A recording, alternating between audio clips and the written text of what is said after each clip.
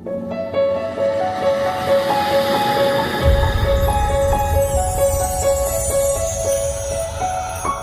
Everyone, welcome back to my channel. कैसे हो आप सब? आप सभी को मैं एक चीज बता देती हूँ। आपको ऑयलिंग के बारे में पता है, शैम्पू के बारे में पता है, कंडीशनर के बारे में पता है, सीरम के बारे में पता है। ये 4 चीज के बारे में तो आपको पता है, बट इसके अलावा भी कुछ होता है ना? तो मैं आपको बताऊंगी इस वीडियो में कि आपको अपने हेयर को सिल्की, शाइनी, स्मूथ, एकदम जड़ से मजबूत कैसे बनाते हैं। तो फ्रेंड्स, मेरे चैनल का नाम है ग्लो ब्यूटी इंडिया। अगर आप मेरे चैनल पर नए हो तो प्लीज मेरे चैनल को सब्सक्राइब कीजिएगा, मेरे वीडियो को लाइक कीजिएगा और बेल आइकन को भी प्रेस कीजिएगा। तो फ्रेंड्स, आज मैं आपको बताऊंगी हेयर के बारे में, हमें अपने हेयर के बारे में क्या करना चाहिए, क्या नहीं करना चाहिए।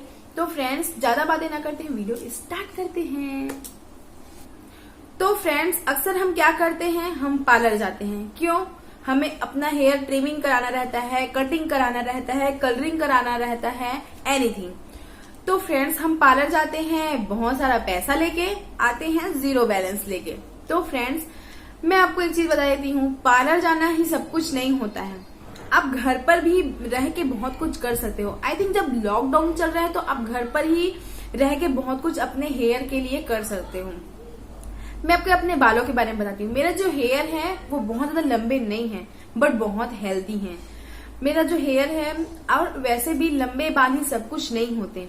लंबे बाल हो तो घने भी तो हो, हेल्दी भी तो हो, तभी तो बहुत अच्छा लगेगा ना कि बस लंबे बाल है, लंबे बाल है, लंबे बाल है। ऐसा नहीं, आपका जो बाल है चाहे वो लंबा हो, छोटा हो, मीडियम हो, जैसे भी हो, आपके बाल जब तक हेल्दी नहीं रहेंगे, शाइनी नहीं रहेंगे और जड़ से मजबूत नहीं रहेंगे। आपका स्कैल्प जो है वो ड्राई नहीं होना चाहिए। सबसे पहली बात, अगर आपका जो स्कैल्प है वो ड्राई है तो आप समझ जाओ आपके बालों के साथ अत्याचार हो रहा है ना? मैं आपको साफ साफ बता देती हूँ कि मैं क्या बोलना चाहती हूँ आपसे। मैं ये बोलना चाहती हूँ कि हम पार्लर जाकर महंगे महंगे रिबॉन्डिंग कराते हैं, स्मूथिंग वगैरह क्या क्या, यार मुझे तो नाम भी नहीं पता, क्योंकि मैं पार्लर जाकर मैं ये सब मैं साफ बता देती हूँ गाइस। मैं पार्लर जाकर कभी भी अपने बाल का ये वो नहीं करूंगी, बस कटिंग और ट्रिमिंग को छोड़ के। ना ही मैं कलरिंग करवाई हूँ, ना ही मैं हाईलाइट कराई हूँ, ना ही मैं और कुछ वगैरह फलना ढिमका कराई हूँ। मैं कटिंग के अलावा मैं अपने हेयर पे कुछ भी और कबाड़ा नहीं करना चाहती, क्योंकि मेरे हेयर भी वैसे भी मीडियम साइज के हैं, नहीं लॉन्ग है, नहीं एकदम छोटे भी नहीं है, मीडियम साइज के हैं। तो फ्रेंड्स, मेरे बाल हेल्दी हैं, क्यों? आपको पता चल जाएगा। मेरे बाल स्मूथ हैं, क्यों? आपको पता चल जाएगा। दुनिया भर के महंगे महंगे खर्च करने से अच्छा मैं आपको बताऊंगी आप घर पर ही रह के अपने बाल को सिल्की, शाइनी, स्मूथ कैसे बना सकते हो। बने रहिए मेरे साथ, मेरे वीडियो को बिना स्किप के लास्ट तक जरूर देखिएगा। तो चलिए वीडियो स्टार्ट करते हैं। मैं आप सभी को बहुत सारा सस्पेंस में रख चुकी हूँ कि मैं किस चीज के बारे में बात कर रही थी। तो मैं ये बोल रही हूँ कि आपको इंस्टेंट शाइन चाहिए, स्मूथिंग चाहिए, तो मैं बात कर रही हूँ हेयर स्पा की। जी हाँ, जो हेयर स्पा होता है वो सबसे पहले ऑयलिंग से स्टार्ट करते हैं। चलिए देखते हैं कि हेयर स्पा करने के लिए किन किन चीजों की जरूरत पड़ती है और हेयर स्पा कैसे करना चाहिए। स्टेप बाय स्टेप मैं आपको बताऊंगी कि हेयर स्पा करने के लिए क्या क्या चीजें लगता है। और सॉरी अगर वीडियो थोड़ा लेंथी हो जाएगा तो, क्योंकि मैं आपको स्टेप बाय स्टेप बताऊंगी, आप इसे अपने घर पर ही आराम से कर सकते हो।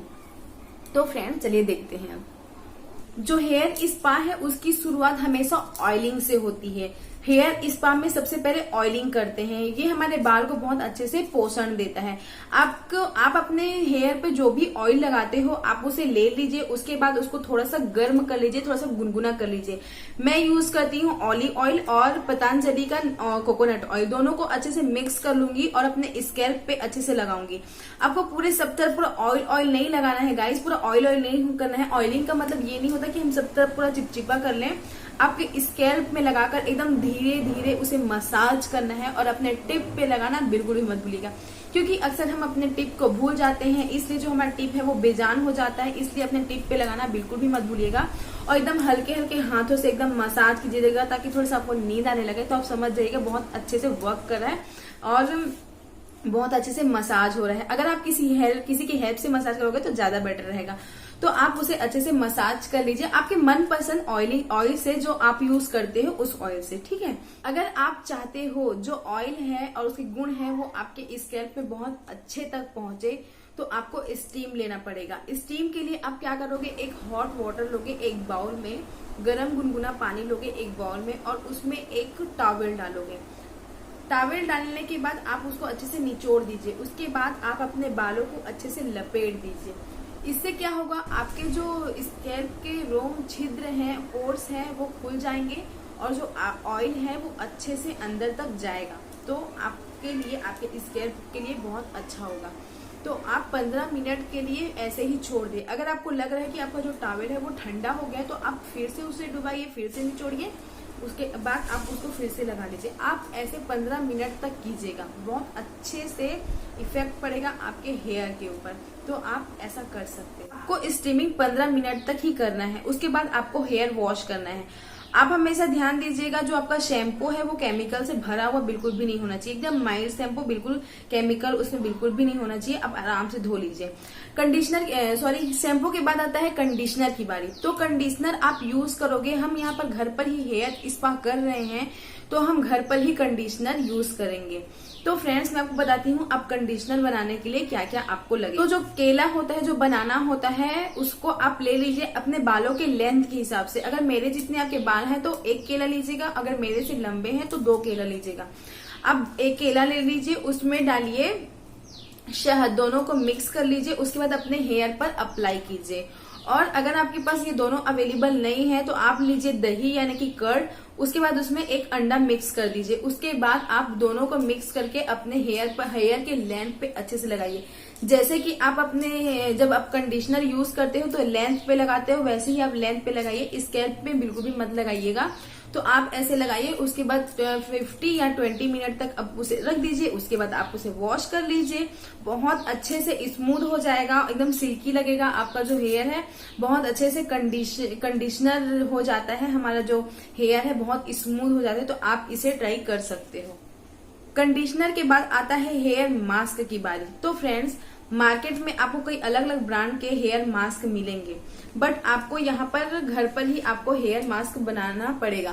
क्योंकि आप घर पर ही हेयर स्पा कर रहे हो तो आप घर पर ही हेयर मास्क बनाओगे तो ज्यादा अच्छा रहेगा। वैसे अगर आपको पसंद नहीं तो आप मार्केट से भी यूज कर सकते हो। तो आपको मास्क बनाने के लिए क्या क्या यूज करना पड़ेगा, सबसे पहले चाहिए रहेगा आपको 1 केला। मैं दोबारा बोल रही हूँ, अगर आपके बाल मेरे से लंबे हैं तो आप 2 केला ले लीजिएगा, बट 1 केला से भी कम चल जाएगा।